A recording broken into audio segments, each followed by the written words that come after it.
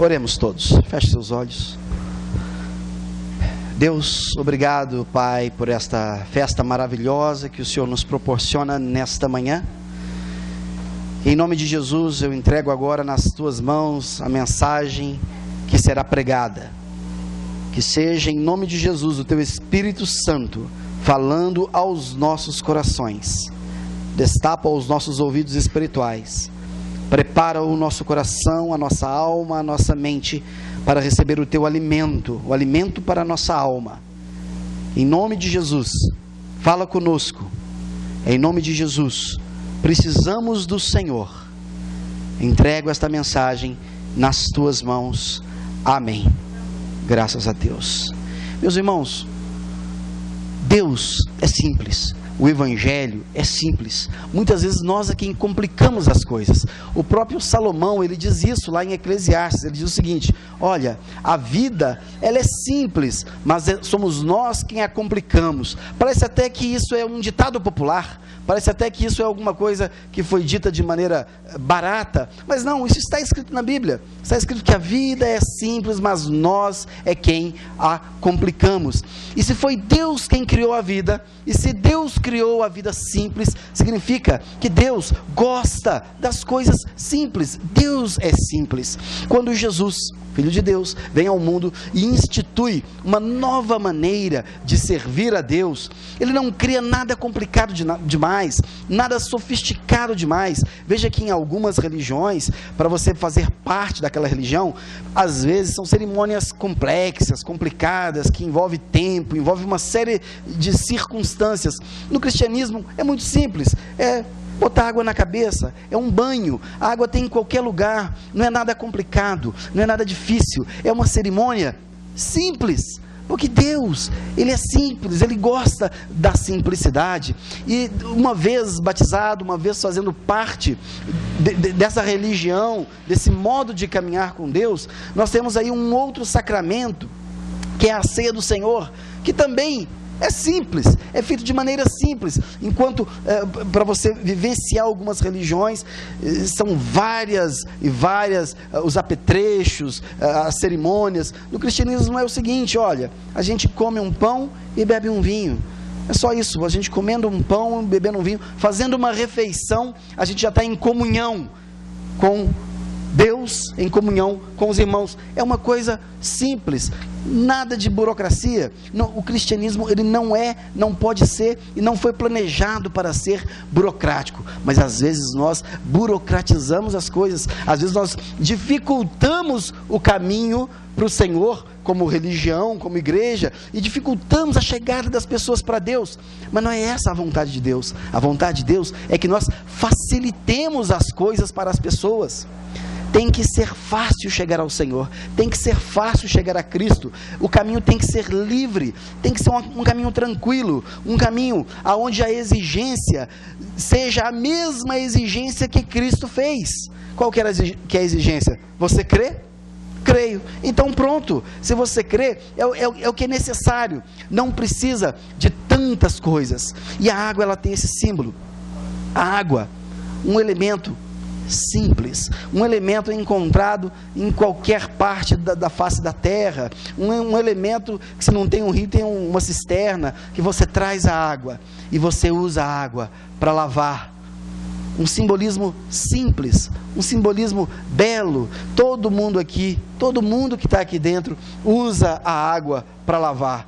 Se não para lavar a roupa, pelo menos para você lavar o seu corpo. Todos nós usamos a água para nos purificarmos de alguma forma. E esse simbolismo foi a água lavando dos pecados. O simbolismo da água que cai, e como João Batista batizava com água para remissão dos pecados. E é isso o que nós assistimos. A água como um belo símbolo da lavagem da alma de todos nós. Mas teve um momento especial na caminhada de Jesus Cristo, logo após ele ser batizado, quando ele faz alguma coisa com essa água que é um símbolo simples, e ele pega essa água que é feita para lavar, e ele muda essa água. Ele transforma a água em vinho. O vinho, ao contrário da água, o vinho é complexo. O vinho não é simples. Para produzir o vinho, é cheio de segredos. Depende da terra, depende da quantidade de chuva, depende da quantidade de sol, depende da data que eu vou colher aquela uva, depende depois de como que eu vou amassar aquela uva, depois depende de como que eu vou armazenar. É uma produção altamente complexa. Eu tive já o privilégio de ir a uma vinícola, e uma moça da vinícola fez um tour e mostrou para a gente o processo, né, de como que é a produção do vinho. Não tem nada de simples, é cheio de segredos. Em algumas vinícolas você não pode sequer entrar para ver, porque inclusive alguns tonéis, a madeira é escondida, uma série de segredos. O vinho, ao contrário da água, o vinho é muito complexo. E uma vez que o vinho é aberto, que ele sai da garrafa, você tem uma variedade infindável de cores, de aromas, de sabores, de variedades, das mais diversas. E a especialidade de Jesus é transformar água em vinho. Ele faz isso de uma maneira milagrosa e factual, num casamento que aconteceu numa cidadezinha chamada Caná. E ele vai em Caná como um dos convidados, e ali ele faz o seu primeiro milagre público. Ele transforma água em vinho. Mas o grande milagre que Jesus tem feito é transformar a vida das pessoas da água para o vinho. A intenção de Deus é transformar cada um de nós no mais precioso dos vinhos, no mais elaborado, no mais gostoso, no mais prazeroso, no mais requintado dos vinhos. Mas como eu disse, a produção de um vinho, ela é complexa, ela passa por etapas, e assim é a sua vida com Deus. A sua vida com Deus é uma caminhada. A sua vida com Deus é uma vida feita de várias etapas. A primeira etapa para a produção do vinho é o plantio. Primeira etapa, a mais simples, é você plantar uma vinha. É você pegar uma semente e plantar uma vinha, porque sem a uva não tem o vinho. E a nossa missão é espalhar a semente do Evangelho, é sair jogando essas sementes por aí. Algumas dessas sementes darão frutos, nascerão, outras não nascerão, não germinarão, mas isso não é uma preocupação nossa. Nós temos que semear, irmos e semearmos a palavra de Deus e jogarmos essas sementes, para que essas sementes possam, algumas delas, se transformar em árvores. Eu tenho certeza que se aqui você está, é porque de alguma forma, em algum momento, alguém jogou no seu coração a palavra de Deus como uma semente, como uma boa semente, e que encontrou em você uma terra fértil. Você é fruto do trabalho de alguém. Alguém teve que preparar essa terra, alguém teve que jogar a semente, alguém teve que semear, e talvez eu esteja colhendo. E é assim, um planta, outro rega e outro colhe, mas tudo bem, o fruto é para Deus, o fruto é para a glória de Deus. Eu já tive o privilégio de, nessa mesma igreja, receber pessoas que não entendiam nada de evangelho e que tinham uma vida devassa, uma vida complexa, e que se aproximaram, e pudemos orar por essas pessoas, caminhar com essas pessoas receberam essa transformação que só Deus pode dar, mudando os valores interiores, e não apenas o comportamento exterior, mudando os valores e se batizando. E de repente essas pessoas vieram e falaram assim: pastor, eu estou mudando, estou indo embora, eu estou indo para o Acre, eu estou indo para o Rio de Janeiro, eu estou indo para a Bahia, e eu fico triste que está indo, mas ao mesmo tempo eu fico alegre, porque eu falo assim: olha, o pastor que vai receber lá já vai receber uma árvore crescendo, que já foi semente plantada e hoje é uma árvore crescendo e daqui a pouco frutificando. Da mesma forma, eu recebo aqui pessoas que foram plantadas em outros lugares, que aprenderam sobre o Evangelho em outras igrejas, que receberam a palavra de Deus por meio de outros pastores, e que aprove a Deus trazê-las para cá, e aqui acharam que aqui era uma terra boa para elas permanecerem. E eu tenho vários que eu recebo, e que já vêm como árvore, e às vezes vem como uma árvorezinha pequenininha, que a gente tem que tomar conta, às vezes vem como uma árvore grande, que já vem dando fruto, que já vem produzindo cachos e mais cachos, né, Gesiel? Glória a Deus, porque é assim que é o jeito de Deus fazer as coisas. Mas o bom vinho começa com o plantio. Dá trabalho, porque depois do plantio você tem um segundo processo, que é a colheita. A colheita, ela é alegre. Diz a palavra de Deus que a colheita, ela é tão fantástica, ela é tão sensacional, que beneficiados são tanto os que plantaram quanto os que estão colhendo. A colheita é uma alegria, todo mundo ganha.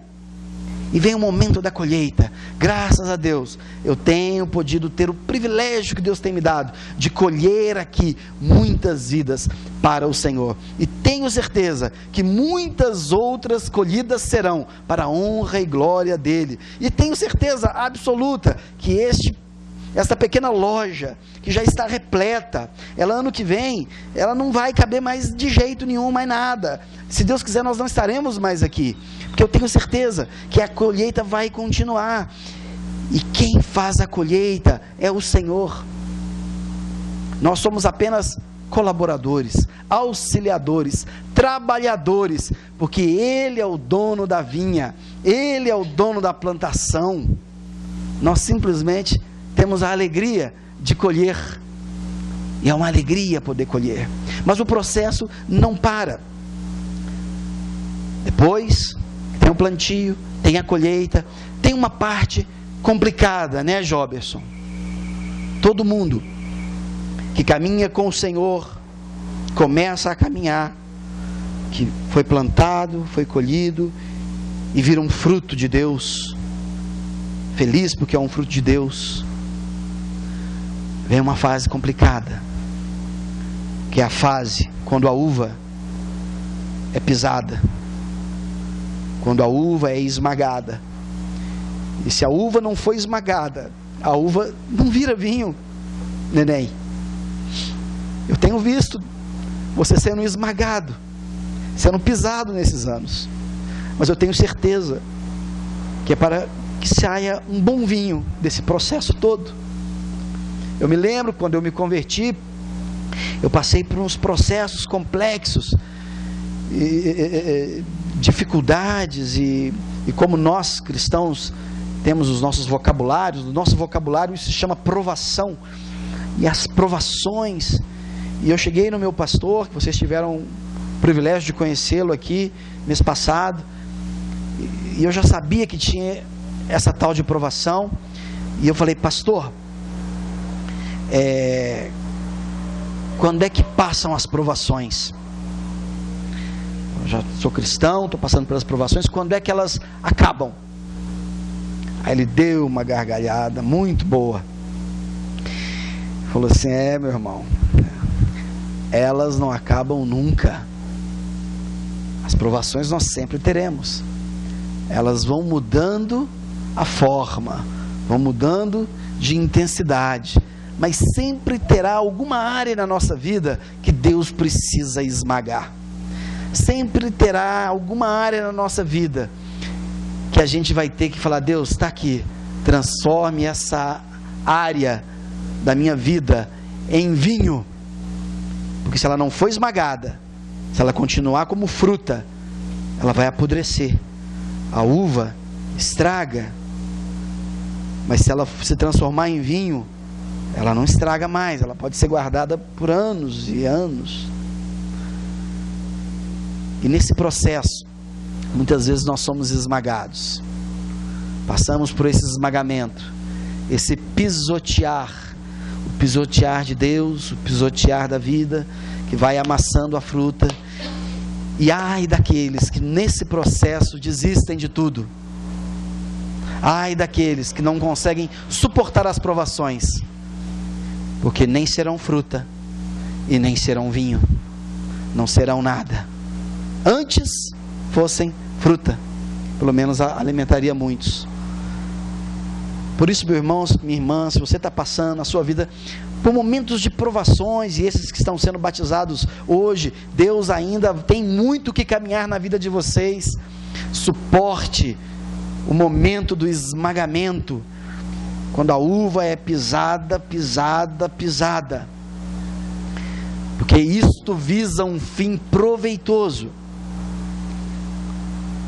Feito esse processo, aí sim começa propriamente o vinho. Toda essa mistura é colocada quieta num canto, porque aí vem a fermentação. O que é a fermentação? A fermentação é a transformação. É quando você muda. E meus irmãos, a gente muda, as pessoas mudam. Eu conversava nessa semana com os batizandos aqui em cima no curso, e eu falava: meus irmãos, os nossos valores não são os valores do mundo. O que é mundo? Essa palavra é deturpada. A gente pensa que mundo é quem está fora da igreja. Não tem nada a ver. Às vezes o mundo está dentro da igreja. Mundo é uma palavra grega que a melhor tradução para ela não seria mundo, seria sistema. Quando a Bíblia fala de mundo, está falando do sistema que rege o mundo.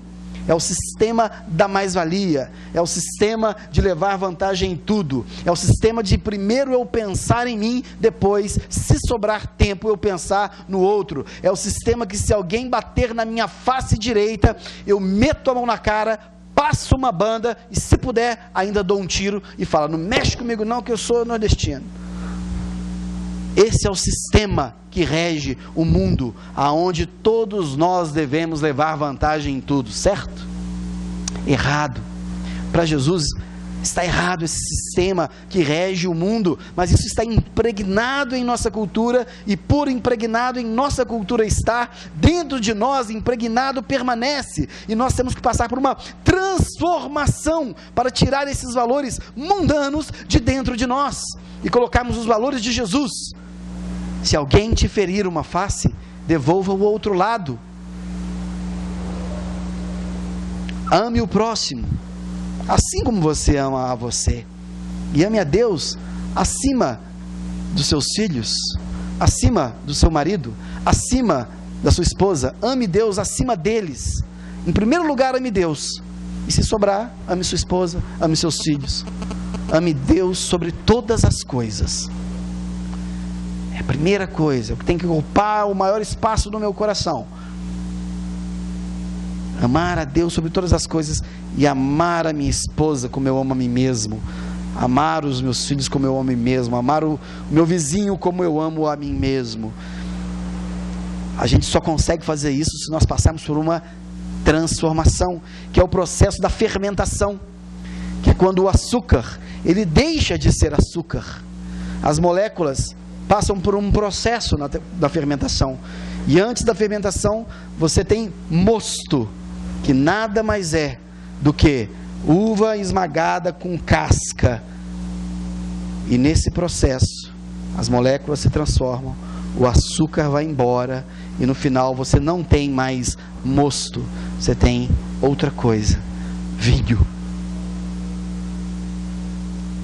Essa fermentação, esse processo também demora um tempo. Nós temos que pedir isto para Deus. Deus, eu quero passar por esse processo de transformação. Eu não quero apenas ser um fruto colhido, eu não quero apenas passar por todas essas provações que a vida tem me dado, esse esmagamento, mas eu quero também passar por uma fermentação. Eu quero que as coisas que não existem na minha vida passem a existir. Eu quero que os meus valores sejam completamente transformados. Eu quero passar da água para o vinho. Depois é um processo, que é a filtragem, que é quando tira o bagaço e o vinho está pronto, sem bagaço. Nessa fase vem o envelhecimento, e o envelhecimento é gostoso. Nem todo mundo concorda com isso, né? Que o envelhecimento é gostoso. Eu tenho o privilégio de ter o meu genro, que ele é atleta. E aí há um ano meu filho vem dizendo assim: pai, o senhor está criando uma pancinha aí. Fala assim, mãe, fala pro pai, está criando uma pancinha aí. Está criando uma pancinha aí.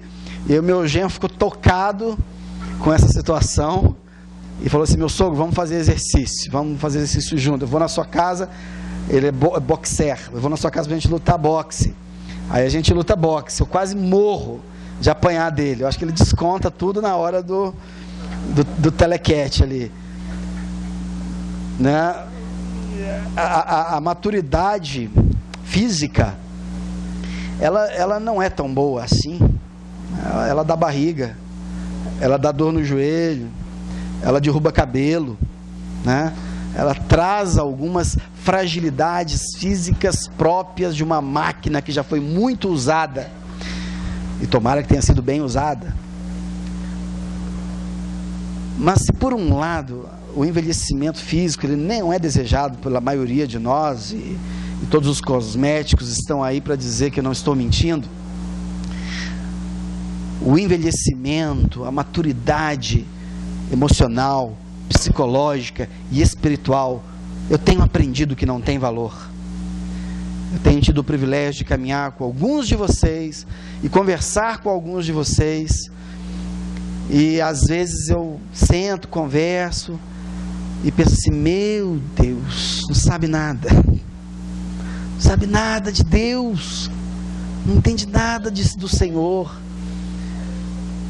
como tem que crescer. Mas vai crescer, porque aí eu me enxergo, eu falo: um dia eu não sabia de nada de caminhar com Deus. Mas a maturação é muito boa.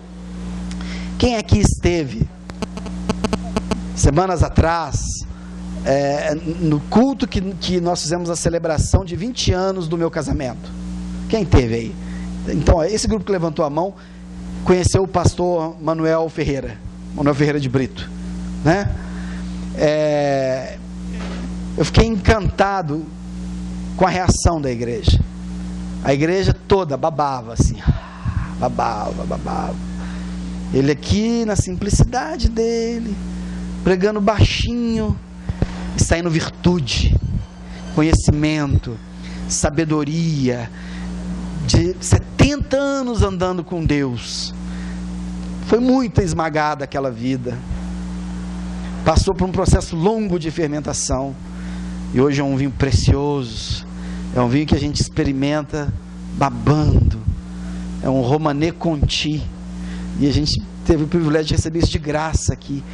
Palavras sábias, um homem sábio, um homem que quando eu sento com ele, meia hora que for, eu saio muito maior, eu saio muito melhor. E esse processo do envelhecimento, da maturação, é um processo fundamental na nossa vida cristã. Mas para que eu possa passar pela maturidade, passar pela maturação e me transformar num bom vinho, eu tenho todas essas fases preliminares aí: o plantio, a colheita, o esmagamento, fermentação, a filtragem, quando Deus tira as impurezas. E você? Você quer que Deus te transforme da água para o vinho? Que tipo de vinho você gostaria de ser? De qual uva? De qual qualidade? Um vinho barato, porque a fermentação foi interrompida no meio do processo por excesso de oxigênio e o vinho ficou meio doce, adocicado até demais. Um vinho mais barato. Um vinho aguado, um vinho ralo, que adicionaram água para poder render, parecer que é bom, parecer que é muito. E aí você vê aquela fartura de vinho, na hora que você vai beber, você... aguinha, não tem consistência. Que tipo de vinho você quer permitir que Jesus te transforme? Meus irmãos, busquem ser vinhos de boa qualidade. Jesus transforma água em vinho. Cabe a nós termos paciência e persistência para sermos trabalhados, passarmos por todo este processo e sermos bênção na vida daqueles que estão do nosso lado, como vinhos de boa qualidade. Vinho que alguém pega e olha e fala: poxa vida, quem me dera eu fosse um vinho como esse. Busque no Senhor e Deus transformará a sua vida da água para o vinho. Vamos ficar de pé.